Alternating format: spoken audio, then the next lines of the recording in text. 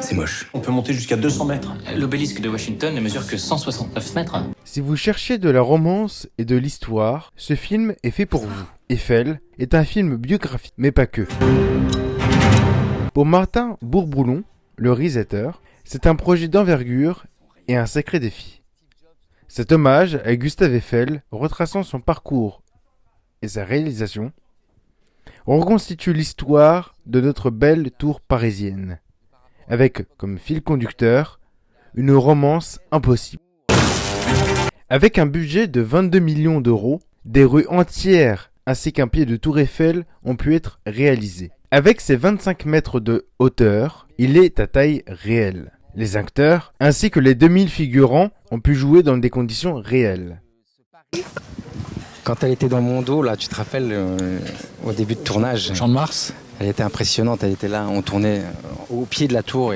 Oui, c'était un des grands paris du film. De toute façon, le film navigue à chaque fois dans ces deux humeurs, c'est-à-dire de rendre le plus visible l'intime et de proposer du spectacle avec l'épique.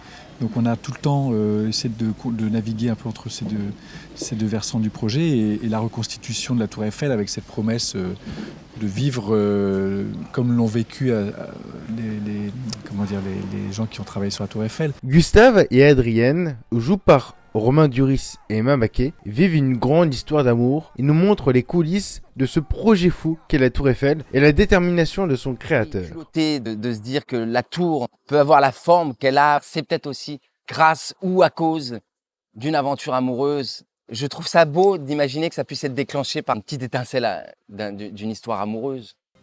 Nous pouvons constater ici que le monument de métal est fait par amour, mais surtout avec ingéniosité et avant-gardisme. Lors de l'exposition universelle, vers le jour le monument incontournable représentant l'amour de nos deux protagonistes. Malheureusement, nous n'avons aucune preuve du fait que la tour s'y était construite par le bien-aimé.